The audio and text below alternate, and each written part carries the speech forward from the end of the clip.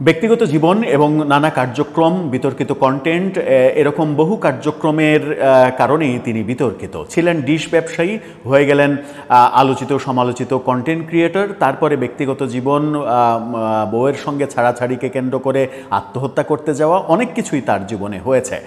একাধিকবার নির্বাচন করলেন, ঢাকাতে এমপি হওয়ার চেষ্টা করলেন, বগুড়ায় এমপি হওয়ার চেষ্টা করলেন, মার খেলেন, অনেক কিছু হলো।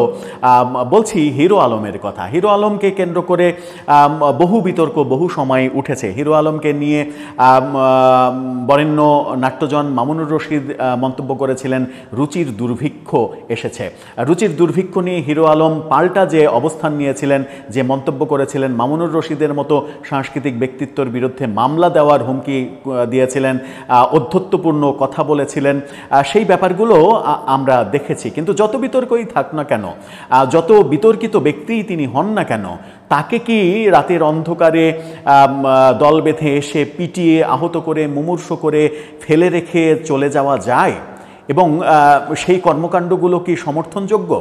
সেটা হিরো আলমের ক্ষেত্রে ঘটুক কিংবা XYZ যার ক্ষেত্রে ঘটুক, সেটা কখনোই সমর্থনযোগ্য না। এবং সেই ঘটনায় বাংলাদেশে বহু জায়গায় দিনের পর দিন ঘটছে। এবার হিরো আলমের ক্ষেত্রেও ঘটলো। হিরো আলমকে পিটিয়ে আহত করে মুমূর্ষু করে ফেলে রাখা হলো, তাকে নেওয়া হয়েছে হাসপাতালে। কেন এই ঘটনা ঘটলো? একই দিনে গণমাধ্যমে আর একটা খবর এসেছে, রাজধানীর মিরপুর এলাকায় ভয়াবহ অবস্থা, সাংঘর্ষিক অবস্থা তৈরি হয়েছে। কেন এই অবস্থাগুলো হচ্ছে? কেন এই ব্যাপারে সরকার কোনো ধরনের কোনো বিহিত করতে পারছে না?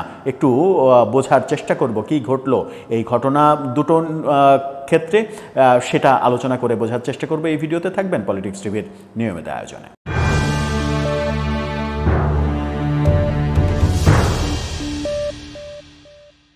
দর্শক, বলছিলাম আলোচিত সমালোচিত কন্টেন্ট ক্রিয়েটর, অরুচিকর কন্টেন্ট ক্রিয়েটের কারণে বহুভাবে সমালোচিত হয়েছেন, সেটা ভিন্ন কথা। কিন্তু ব্যক্তি হিরো আলম বহুভাবে আবার আলোচনায় আসার চেষ্টা করেছেন। ঢাকা 17-তে আমরা তাকে নির্বাচন করতে দেখেছি, বগুড়াতে তাকে সংসদ নির্বাচন করতে দেখেছি। ছিলেন ডিশ ব্যবসায়ী বগুড়াতে এলাকায়, সেখান থেকে ডিশে সিনেমা দেখতে দেখতে তার নিজের সিনেমা জগতে আসার শখ হলো। ভালো কথা, শখ যে কারোরই হতে পারে, যোগ্যতা থাক আর না থাক। বিভিন্ন ধরনের গান, রবীন্দ্রসঙ্গীত পর্যন্ত গাওয়ার অধ্যত্ব দেখালেন, সেগুলো তার ব্যক্তিগত জীবন। কিন্তু তাই বলে তাকে কি মারার অধিকার কারোর আছে? কেন এই ঘটনাটা ঘটলো? গণমাধ্যম বলছে, কালবেলার শিরোনামটা আপনারা দেখে নিতে পারেন, সেখানে বলা হচ্ছে হিরো আলমের ওপরে হামলা। কি ঘটেছে? রাজধানীর আফতাবনগরে আলোচিত সমালোচিত কন্টেন্ট ক্রিয়েটর হিরো আলমের ওপরে হামলার ঘটনা ঘটেছে।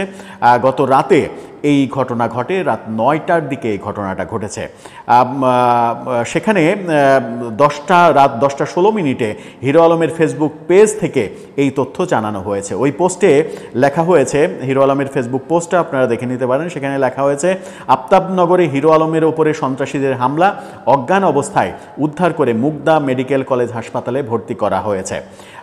জানা গেছে হামলাকারীরা কয়েকটা মোটরসাইকেল যোগে এসে হিরো আলমকে পিটিয়ে আহত করে ফেলে রেখে যায়। পরে আশেপাশের লোকজন তাকে উদ্ধার করে স্থানীয় একটা হাসপাতালে নিয়ে যায়। হাসপাতালে শুয়ে থাকার ছবিটাও আপনারা দেখে নিতে পারেন। হামলার বিষয়টি নিশ্চিত করেছেন হিরো আলমের স্ত্রী রিয়ামণি, যে রিয়ামণিকে কেন্দ্র করে সাম্প্রতিক সময়ে অনেক ঘটনা ঘটেছে, আত্মহত্যা করতে যাওয়ার ঘটনাও ঘটেছে। সামাজিক যোগাযোগ মাধ্যমে ছড়িয়ে পড়া একটি ছবিতে দেখা গেছে হাসপাতালের বিছানায় শুয়ে আছেন হিরো আলম। তার মুখমণ্ডল সহ শরীরে বিভিন্ন স্থানে আঘাতের চিহ্ন, এছাড়া পরনের টি-শার্ট ছেঁড়া এবং রক্তাক্ত, এমনটা দেখা গেছে। এই যে ঘটনা ঘটলো, এই ঘটনা যখন আমরা হিরো আলমের ক্ষেত্রে ঘটতে দেখলাম, এটা কোনোভাবেই গ্রহণযোগ্য নয়।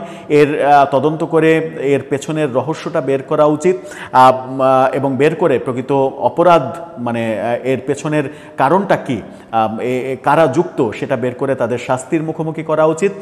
এই কথা যখন বলছি, তখন বাংলা নিউজ 24 আরেকটা ভয়াবহ খবর দিচ্ছে। তাদের শিরোনামটা আপনারা দেখে নিতে পারেন। সেখানে বলা হচ্ছে, পল্লবীতে, অর্থাৎ রাজধানীর পল্লবীতে একের পর এক সংঘর্ষ, নিরাপত্তাহীন এলাকাবাসী। কি কি হচ্ছে সেখানে? রাজধানীর পল্লবীতে আধিপত্য বিস্তার ও মাদক কারবারকে কেন্দ্র করে একের পর এক সহিংস ঘটনা ঘটছে। গত কয়েক সপ্তাহে পল্লবীর বিভিন্ন এলাকায় সন্ত্রাসী হামলা, গুলি ও কুপিয়ে জখমের ঘটনা ঘটেছে। এসব ঘটনায় জনমনে আতঙ্ক বিরাজ করছে। অর্থাৎ মানে কোনো সুস্থ বার্তা, শুভ বার্তা আমরা কোনো দিক থেকেই দেখছি না। এসবের কারণটা কি আদতে? এসবের কারণটা কি আইনশৃঙ্খলা রক্ষাকারী বাহিনী আদতে পেরে উঠছে না, নাকি সরকারের কৌশলগত কোনো ভুল রয়েছে? যে কথাটা গত 13-14 মাস ধরে আলোচিত হচ্ছে, যে সারা দেশে মবকে এক ধরনের উৎসাহিত করার মাধ্যমে সন্ত্রাসীদের কাছে একটা বার্তা দেওয়া হয়েছে। যে কথাটা এবছরের ফেব্রুয়ারি মাসের 25 তারিখে রাওয়া ক্লাবের একটা অনুষ্ঠানে সেনাপ্রধান ওয়াকারুজ্জামান বলেছিলেন যে আইনশৃঙ্খলা পরিস্থিতি অবনতি হওয়ার প্রধান কারণ হচ্ছে মব, এবং মবের বিরুদ্ধে ব্যবস্থা না নেওয়া। মবের বিরুদ্ধে ব্যবস্থা না নেওয়ার কারণে সন্ত্রাসীদের কাছে একটা মেসেজ চলে গেছে যে এদেশে কোনো ঘটনা ঘটিয়েই কোনো বিচার হয় না, সুতরাং তারা দেদারছে তাদের সন্ত্রাসী কার্যক্রম চালিয়ে যাচ্ছে। 1 বছর 13 মাস পরে এসেও, 14তম মাসে এসেও কি এই ধারাবাহিকতা আমাদের শুনতেই হবে, দেখতেই হবে? দর্শক, এ ব্যাপারে আপনার মন্তব্য জানিয়ে লিখতে পারেন আমাদের কমেন্ট বক্সে।